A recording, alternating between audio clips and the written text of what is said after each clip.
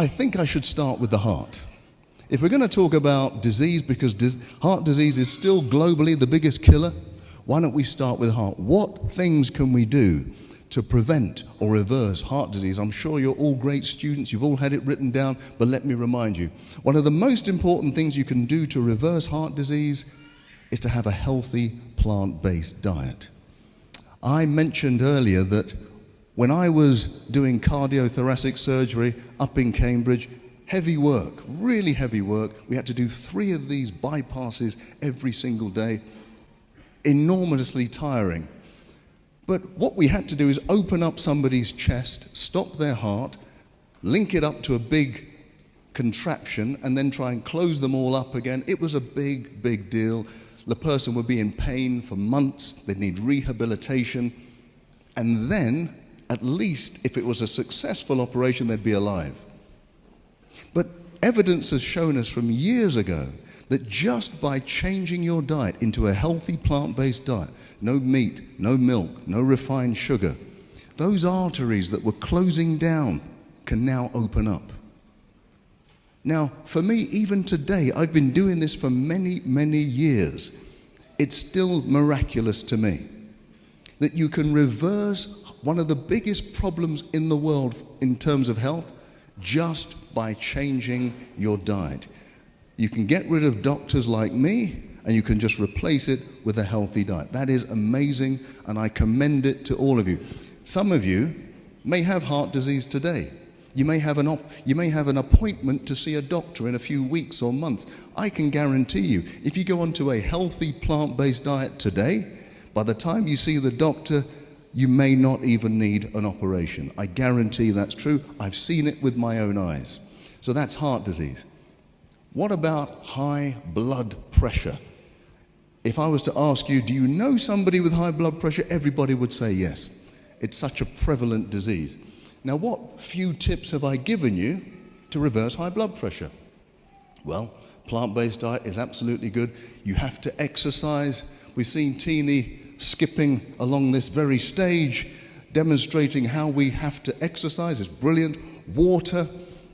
I think water is one of the simplest things you can do to lower your blood pressure. Remember the example I gave you.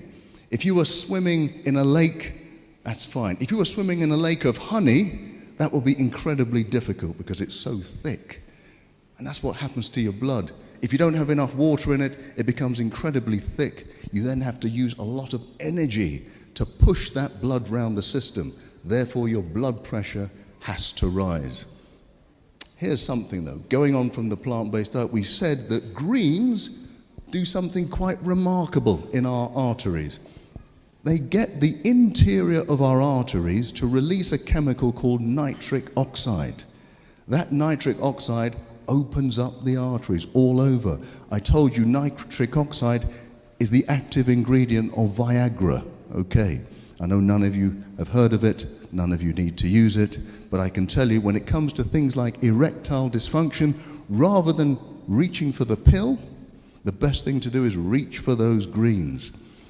And let me remind you, gentlemen, because this is very important, if you have an episode of erectile dysfunction, you're at a high risk of having a heart attack or a stroke in the next 5 years. So rather than just going to the pill, start thinking about changing your lifestyles. Number 3, cancer. What things have we said about cancer? Well, I always tell people, and I've been speaking to a lot of people in the clinics throughout the weeks, if you have cancer, there are certain things that you must do. Cancer loves sugar. You must eliminate refined sugar. Vitamin D is key. You must have high levels of vitamin D. I recommend 20,000 units per day. Along with that, vitamin C, high dose. I have seen with my very own eyes people on high doses of vitamin C having their cancer reversed. We cannot guarantee it. Don't quote me. You can't guarantee it. But I have seen people on high doses of vitamin C have their cancer reversed. And remember, if you do have cancer, you must seek medical advice. I told you earlier during the week that those people who just say, I just want to go the natural route, often they don't survive. What you must do is seek medical attention and do the lifestyle, and then you have the best possible chance of surviving cancer. Medical attention alone does something, but it doesn't do everything. I remember when I used to be in the hospitals, the doctors would treat you for cancer and then allow you to eat the same foods that would cause cancer. That doesn't make any sense. So hospital treatment is good, but match that with lifestyle change, you've got a great chance of getting through, honestly. Now, what else can you do for cancer? I always say you should spice up your life. Spice up your life. Spices are really the keys to a healthy lifestyle too. They're like nature's natural drugs. The more spices you have in your life, the better your cells are going to be. Turmeric, most of us have heard of turmeric. It's a powerful antioxidant. And if you take away the oxidation of your cells, it reduces the risk of cancer. Ginger is like it. It's also anti-inflammatory. Cinnamon is brilliant. Cinnamon, not only does it lower your blood sugar, which if you have low blood sugar, the cancer doesn't grow too well, but cinnamon is brilliant in terms of fighting off viruses. In fact, they discovered this over 100 years ago. The women who harvested the cinnamon bark never got measles, never got tuberculosis.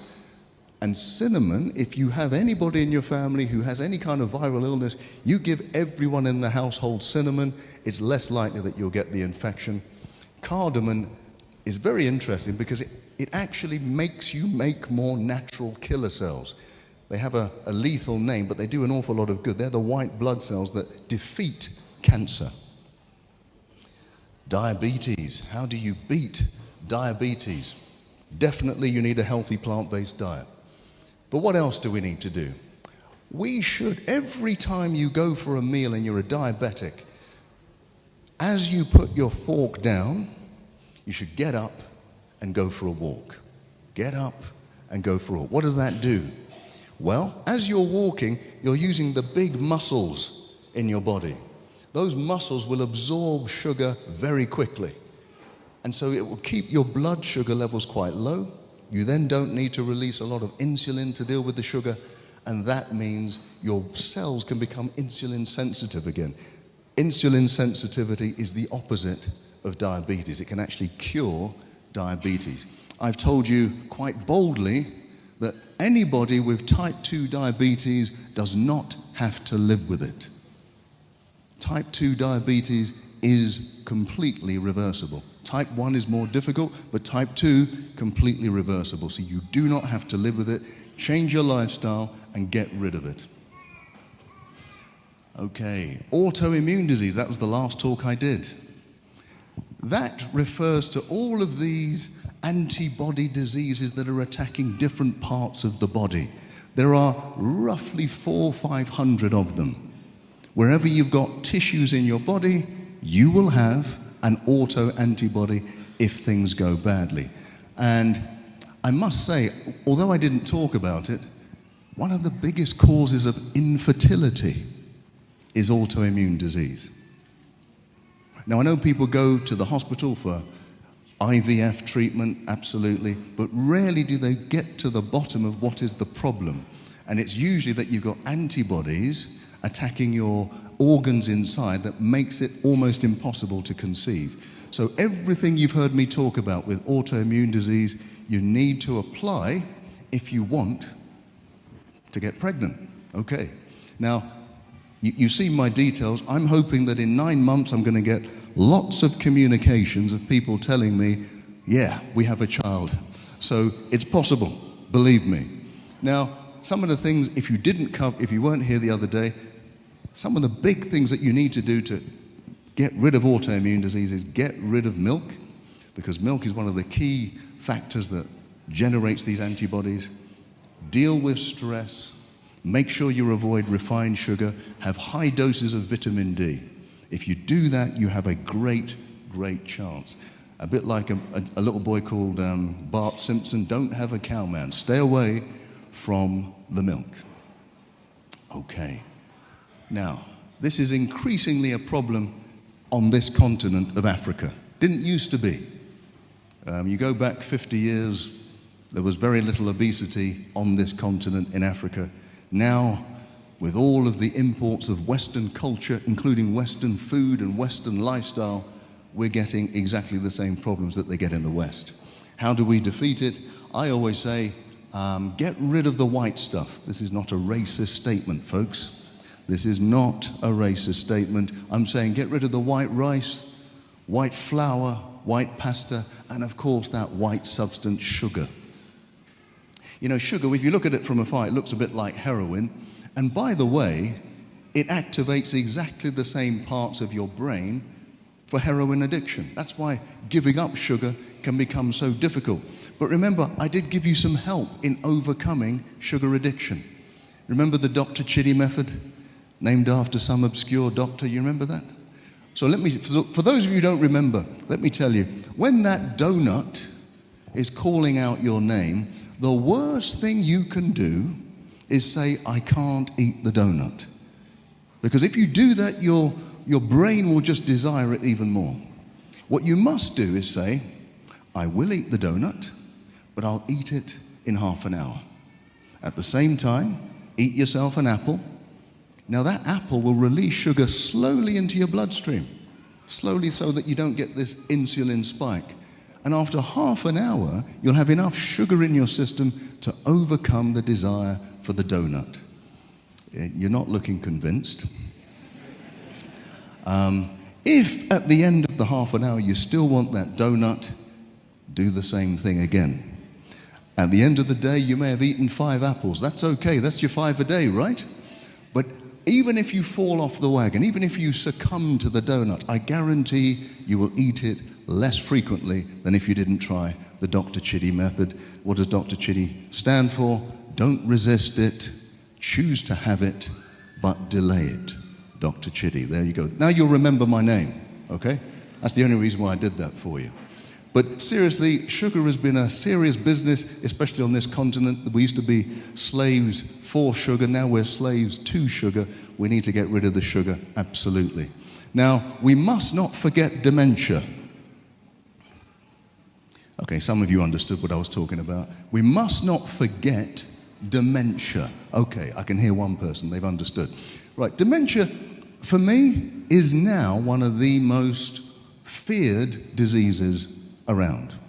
When I was younger, a younger doctor, it used to be cancer. But now dementia, losing your memory, losing your personality, nobody wants that. It's a fearful thing. The good news is, and there is good news about dementia, it is a lifestyle disease. It is not random. Now, you may have seen studies to say, well, there's a genetic makeup. There is. There are genes for dementia. But there are people who have the gene for dementia who don't get dementia. There are people who don't have the gene for dementia who get dementia. The biggest factors are lifestyle factors. So, for example, you will know that if you have high blood pressure, that's a risk for dementia.